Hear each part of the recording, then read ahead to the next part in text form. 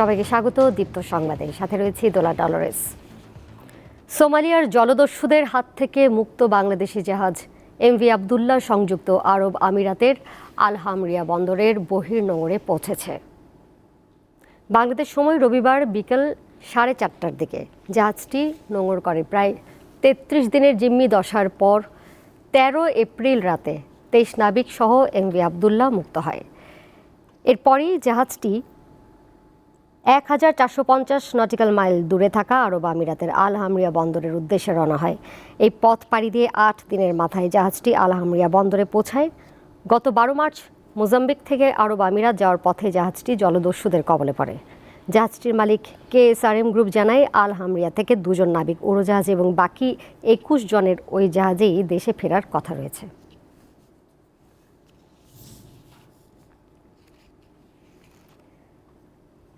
মিয়ানমারের অভ্যন্তরে সীমান্তবর্তী এলাকায় চলছে উত্তেজনা, যার প্রভাব পড়েছে বাংলাদেশ সীমান্তে।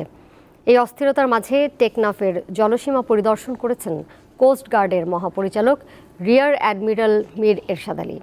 সাংবাদিকদের প্রশ্নের জবাবে তিনি জানান, রাখাইনে চলমান সংঘাতের কারণে গোলাগুলি ও বিস্ফোরণের শব্দ পাওয়া যাচ্ছে। এ কারণে সীমান্ত এলাকার বাসিন্দাদের উদ্বেগ উৎকণ্ঠা রয়েছে।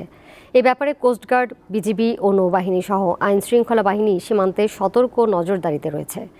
এদিকে কোস্টগার্ড মহাপরিচালক জলসীমা পরিদর্শনকালেই টেকনাফ শাহপরীর দ্বীপের নাফ নদীর নাইখংদিয়া সীমান্তে মিয়ানমারের ওপার থেকে ছোড়া গুলিতে 2 জেলে গুলিবিদ্ধ হন। পরিমাণ আমাদের এখানে জলযানের সংখ্যা বৃদ্ধি করেছে, টহল জলযান। সো নাফ রিভারের ভিতরে আমি আপনাদেরকে দৃঢ় কণ্ঠে বলতে পারি, দ্ব্যর্থহীন ভাষায় বলতে পারি যে এখানে আমাদের বর্ডার আসলে সুরক্ষিত। আমরা এখানে যে কোনো ধরনের কোনো অবৈধ অনুপ্রবেশ থেকে শুরু করে অবৈধ কর্মকাণ্ড থেকে শুরু করে সব কিছুর ব্যাপারে আমাদের অবস্থান অত্যন্ত দৃঢ়। আমি আপনাদেরকে এটুকু বলে আশ্বস্ত করতে পারি যে এখান দিয়ে এই ধরনের কর্মকাণ্ডের ব্যাপারে আমাদের প্রস্তুতি আছে। আমরা যে কোনো ধরনের হুমকি মোকাবেলা আমাদের প্রস্তুতি আছে। নারায়ণগঞ্জের ফতুল্লায় গার্মেন্টসের বকেয়া বেতনের দাবিতে সড়ক অবরোধ, শ্রমিক শিল্প পুলিশ সংঘর্ষে 30 জন আহত হয়েছেন। নারায়ণগঞ্জের ফতুল্লায় বেসিক শিল্পনগরীতে অবন্তী কালার টেক্সটাইল ও গার্মেন্টসের শ্রমিকরা বকেয়া বেতনের দাবিতে সড়ক অবরোধ করলে শিল্প পুলিশের সাথে সংঘর্ষের ঘটনা ঘটে। দুপুর 12:30 থেকে 1টা পর্যন্ত এ সংঘর্ষে পুলিশ ও শ্রমিক সহ অন্তত 30 জন আহত হয়েছেন। শ্রমিকরা জানান, তারা 3 মাসের বেতন, ঈদ বোনাস পাওনা আছে।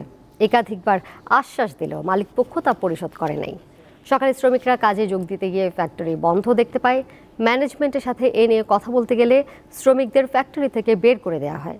শ্রমিকরা কারখানা থেকে বের হয়ে পঞ্চবটি মুক্তারপুর সড়ক অবরোধ করে। এ সময় তারা রাস্তায় বিদ্যুতের খুঁটি ফেলে ও টেবিলে আগুন ধরিয়ে বিক্ষোভ করে। ঘটনাস্থলে শিল্প পুলিশের জলকামান নিয়ে গেলে উত্তেজিত শ্রমিকরা তা ভাঙচুর করে। শিল্প পুলিশ রাবার বুলেট ছুড়লে শ্রমিকরা পুলিশের সঙ্গে সংঘর্ষে জড়িয়ে পড়ে। এ সময় শিল্প পুলিশ টিয়ার শেল ছুড়লে শ্রমিকরা কিছুটা পিছু হটলেও পুলিশের দিকে ঢিল ছুড়তে থাকে। পরে ফতুল্লা মডেল থানা পুলিশ এসে শ্রমিকদের শান্ত হওয়ার আহ্বান জানান। পরে বেতন ভাতা নিয়ে মালিক পক্ষের সাথে আলোচনার আশ্বাসে শান্ত হন শ্রমিকরা।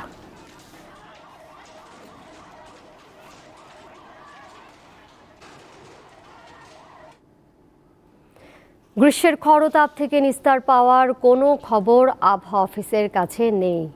আবহাওয়াবিদরা বলছেন, বুধবার নাগাদ তাপমাত্রা কিছুটা কমতে পারে, তবে তা ক্ষণস্থায়ী। তাই তাপ প্রবাহের সতর্ক বার্তার মেয়াদ আরও বাড়ছে। প্রখর রোদ আর গরমে জনজীবন বিপর্যস্ত। চরম ভোগান্তিতে আছেন সাধারণ মানুষ। বিশেষ করে শ্রমজীবীদের জন্য সময়টা খুবই কষ্টের। জীবিকার তাগিদে বাইরে বের হচ্ছেন, কিন্তু প্রচণ্ড তাপে কাজ করতে পারছেন না। দিনের বেলা আর্দ্রতা থাকছে প্রায় 86%, পাশাপাশি রাতে স্বাভাবিকের থেকে 4-5 ডিগ্রি তাপমাত্রা বেশি থাকছে। ফলে বিপাকে পড়ছে শিশু ও বয়স্করা। বাচ্চাদের তো খুবই অবস্থা খারাপ, ওরা ঘেমে যাচ্ছে, ঘাম বসে আবার ঠান্ডা লেগে যাচ্ছে। ওদের টেক কেয়ার করতে গিয়ে হিমশিম খেতে হচ্ছে গরমে। যে তাপমাত্রা, ওয়েদারটাও খুব খারাপ, মানুষও আমাদের জন্য খুবই কষ্টকর। আমরা গাড়ি চালাইতে পারি না, টাকা পয়সা ইনকাম করতে পারি না, আমাদের অনেক সমস্যা গরমের জন্য। গরমে সহ্য না করতে পারি শরবত খাইতেছি বারে বারে, সকাল থেকে এই পর্যন্ত 250 টাকা শরবত খেয়েছি খালি। আবহাওয়া অফিস বলছে 24-25 এপ্রিল তাপমাত্রা কিছুটা কমবে সিলেট সহ কিছু অঞ্চলে, তবে 27-28 তারিখে আবার তা বেড়ে যাবে। মে মাসেও এ ধারা অব্যাহত থাকবে। বর্তমানে ঢাকা, রাজশাহী ও খুলনা বিভাগে বয়ে যাচ্ছে তীব্র থেকে অতি তীব্র তাপমাত্রা। বাকি বিভাগগুলোতে মৃদু থেকে মাঝারি তাপপ্রবাহ চলছে। এ অবস্থা থেকে আপাতত নিস্তার পাওয়ার কোনো সুখবর নেই আবহাওয়া অফিসের কাছে।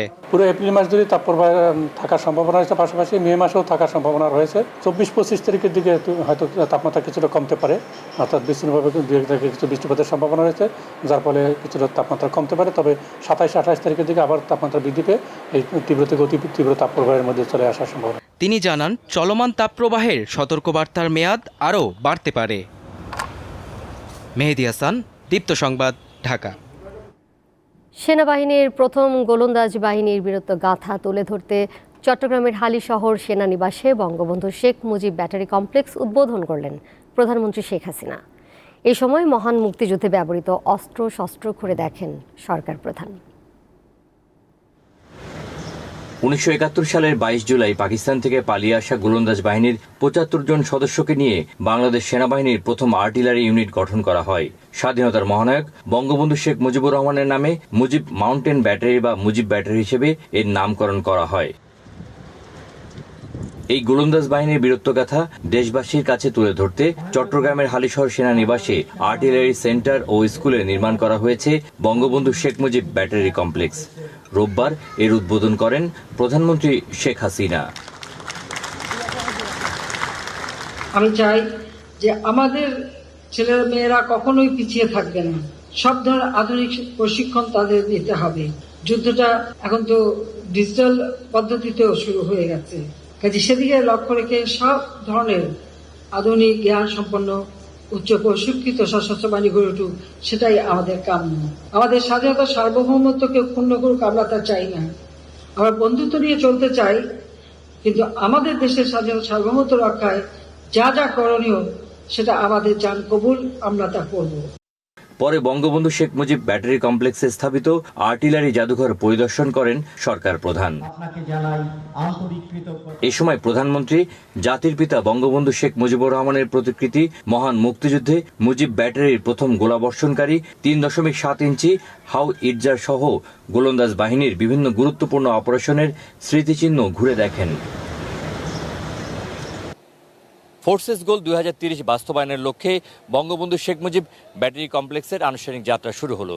বঙ্গবন্ধু কন্যা মুক্তিযুদ্ধের স্মৃতি বিজড়িত প্রথম গোলন্দাজ ইউনিটের এই আনুষ্ঠানিক যাত্রার মাধ্যমে নতুন প্রজন্মের সামনে মুক্তিযুদ্ধের ইতিহাসকে নতুনভাবে তিনি তুলে ধরলেন।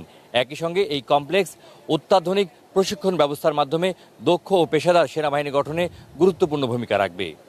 নাজমুল হোসেন, দীপ্ত সংবাদ, চট্টগ্রাম। খেলার খবর।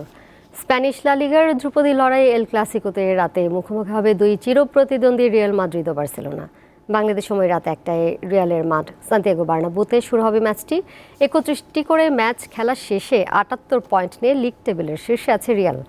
বার্সার চেয়ে 8 পয়েন্ট এগিয়ে থাকায় এখন শিরোপার সুবাস পাচ্ছে তারা। তার উপর মৌসুমের শুরুতে বার্সার মাঠে আর বছরের শুরুতে সুপার কোপার ফাইনালে পরপর দুইবার চিরপ্রতিদ্বন্দ্বীদের বিপক্ষে জয় আছে রিয়ালের। সেই সাথে মাত্রই ম্যান সিটিকে হারিয়ে চ্যাম্পিয়ন্স লিগের সেমিফাইনালে ওঠায় আত্মবিশ্বাসের তুঙ্গে কার্লো আনচেলত্তির দল। তবে ম্যাচটা যখন বার্সেলোনার বিপক্ষে, হিসেবটা বিশেষভাবেই করতে হয় তাদের, কারণ 31 ম্যাচে 70 পয়েন্ট নিয়ে লিগে একটু পিছিয়ে থাকলেও রিয়াল মাদ্রিদের বিপক্ষে তাদের ঘুরে দাঁড়ানোর ইতিহাস বিরল নয়।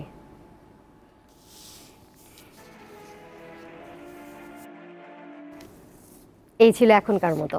পরের সংবাদ রাত 11টায় দেখার আমন্ত্রণ রইল। এছাড়া আরও তথ্য এবং বিনোদনের নানা খবরাখবর জানতে যুক্ত থাকুন দীপ্তর ডিজিটাল প্ল্যাটফর্মগুলোতে। সবাইকে ধন্যবাদ।